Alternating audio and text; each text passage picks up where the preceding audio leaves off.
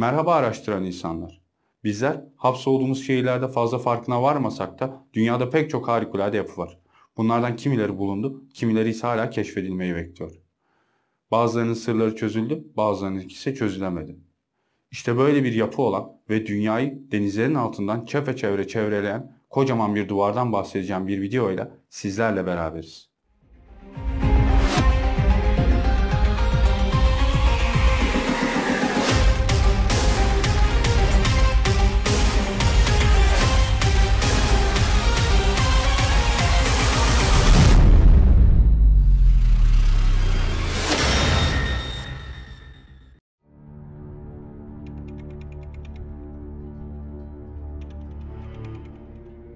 YouTube'da yayınlanan gizemli bir video, dünyanın okyanuslarının altında yer alan tüm gezegeni kapsayan süper büyük bir duvar olduğunu iddia etmekte.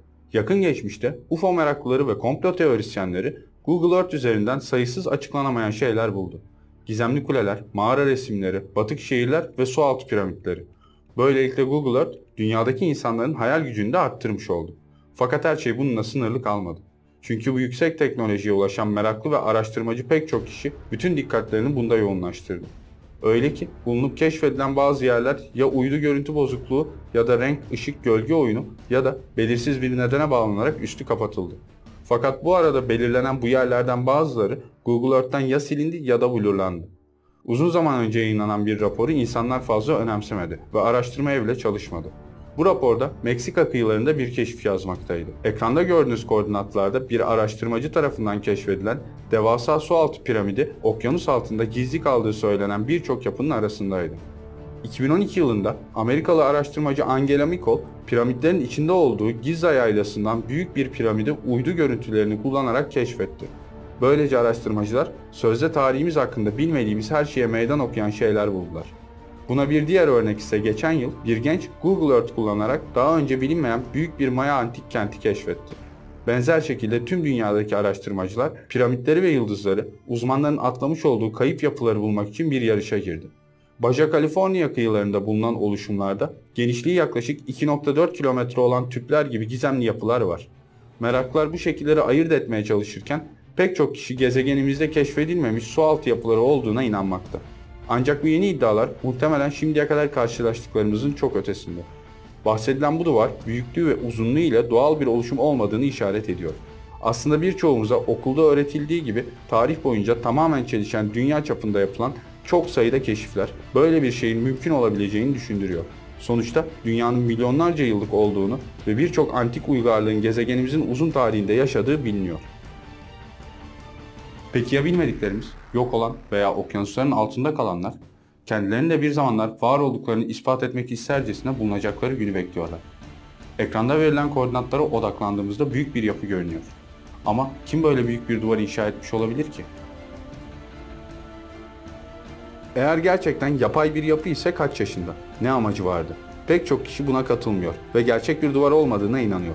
Peki ya Google Earth'te bir aksaklık varsa? Haritanın parçaları gezegen eşlemede tam olarak karşınıza değil, başka programlarda tüm gezegeni kapsayan muazzam bir duvar elde edilirken neden Google Earth farklı görüntüler kullanır? Eğer bu gerçek bir keşif değil de dijital bir eşleşme hatası ise bunun nedeni ne olabilir?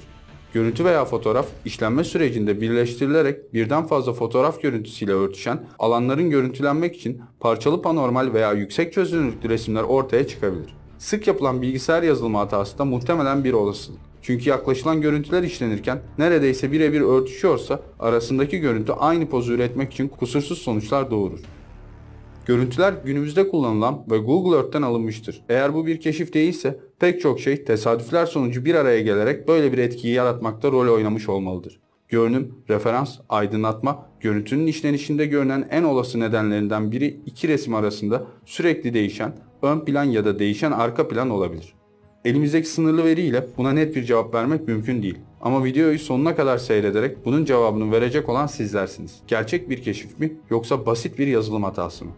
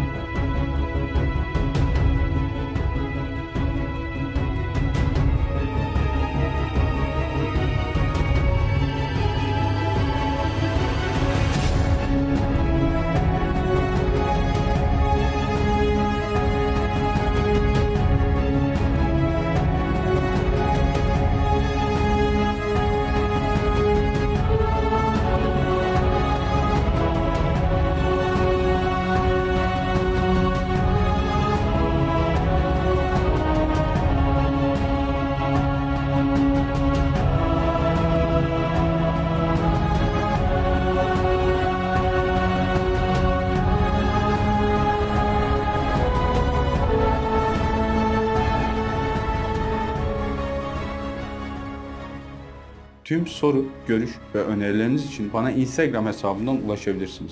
Araştırmalarımızın gelişerek devam edebilmesi için videoyu Facebook, Twitter gibi sosyal ağlarda paylaşmayı, yeni videolardan haberdar olup araştıran insanlar topluluğuna katılmak için Kült TV'ye abone olarak kanalın bildirimlerini açmayı unutmayın. Gelecek videoda görüşünceye kadar hoşça kalın araştıran insanlar.